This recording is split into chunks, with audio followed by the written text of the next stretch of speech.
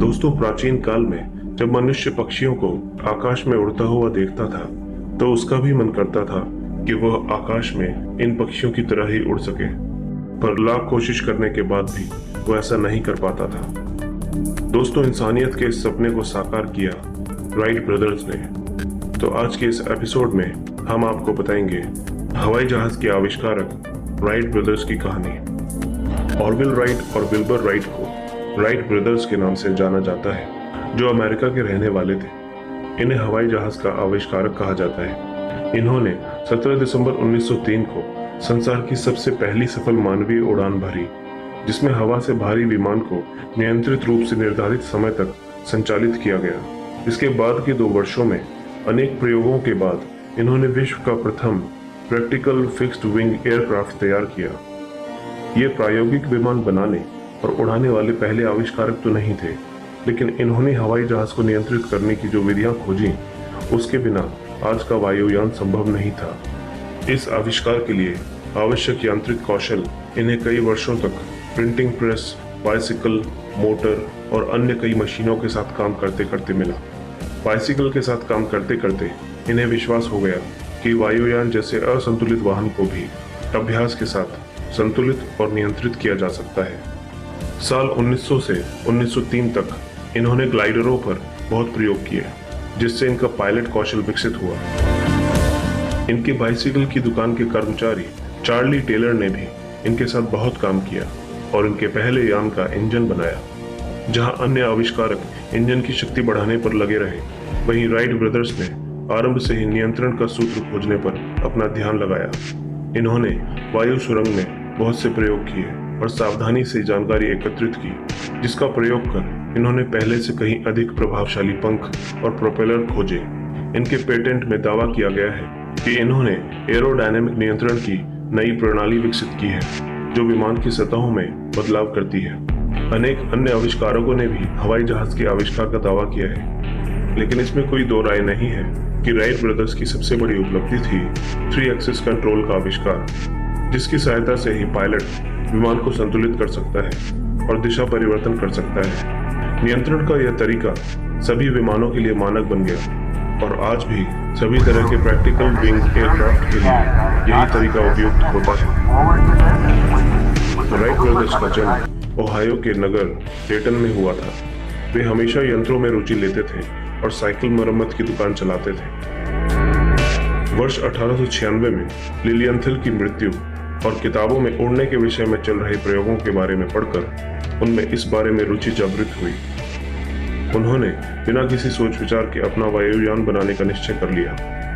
प्रयोगों में लगाने के लिए उनके पास धन नहीं था। उन्हें तो इसके खतरों के बारे में भी ज्यादा पता नहीं था।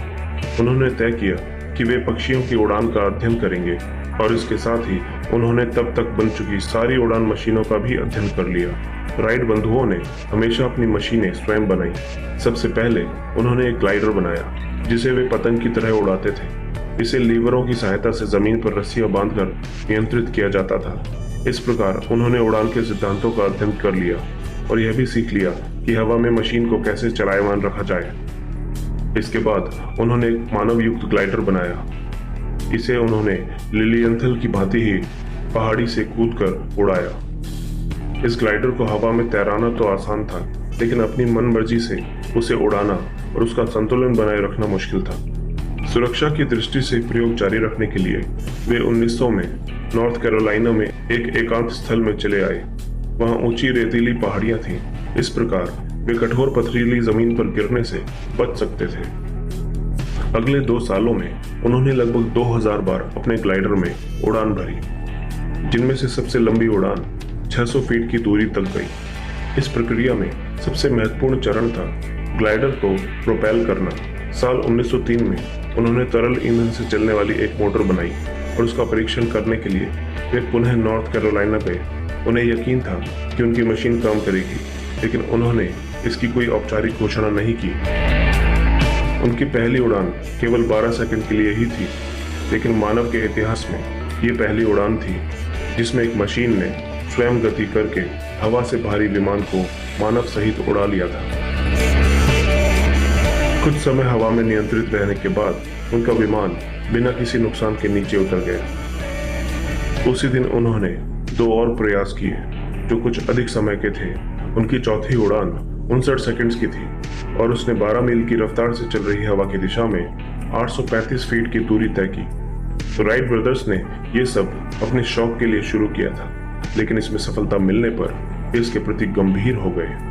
1905 तक वे अपने प्रयोगों में इतने पारंगत हो चुके थे कि उन्होंने 35 मील प्रति घंटे की रफ्तार से 24 मील की उड़ान भरी।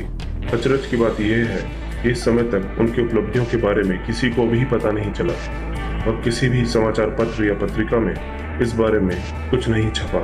जब लोगों ने उनकी 24 मील लंबी उड़ान के बारे में सुना तो बहुत कम लोगों ने इस पर विश्वास किया। साल 1908 में विल्बर राइट एक मशीन को फ्रांस ले गए। एक फ्रांसीसी समाचार पत्र ने विल्बर राइट को लंबी गर्दन वाले एक पक्षी के रूप में चित्रित किया और उनकी भद्दी सी दिखने वाली मशीन का भी मजाक उड़ाया। उसी दिन विल्बर ने हवा में 91 मीटर उड़कर 52 मील की दूरी तक उड़ने का कीर्तिमान बनाया। कुछ दिनों बाद उन्हें 2 लाख फ्रैंक का पुरस्कार दिया गया। इसके साथ ही फ्रांसीसी सरकार ने उन्हें 30 इंजन बनाने का ऑर्डर भी दे दिया। साल 1909 में विमानन के क्षेत्र में अभूतपूर्व उन्नति हुई। ऑरविल राइट वर्जीनिया से नॉर्थ कैरोलिना तक अपने विमान को उड़ा ले गए। NC-4 नामक एक अमेरिकी विमान ने 1919 में अटलांटिक सागर को पार किया। दोस्तों, आज तो प्रतिदिन हजारों विमान उड़ान भरते हैं और पायलट हर तरह के हैरतअंगेज कारनामे करके दिखाते हैं। एक मशीन में बैठकर उड़ना और उससे पृथ्वी को देखना सबके लिए रोमांचित कर देने वाला अनुभव होता है। राइट बंधुओं ने अपनी लगन और मेहनत के दम पर वह कर दिखाया जिसके सपने मानव चिरकाल से देखता आ रहा था। दुनिया वालों की नजरों से दूर, बिना किसी यश या धन प्राप्ति की चाह के राइट ब्रदर्स अपने उद्देश्य की प्राप्ति के लिए सतत प्रयास करते रहे। विमानन के इतिहास में उनका नाम सदा के लिए स्वर्ण अक्षरों में अंकित हो गया।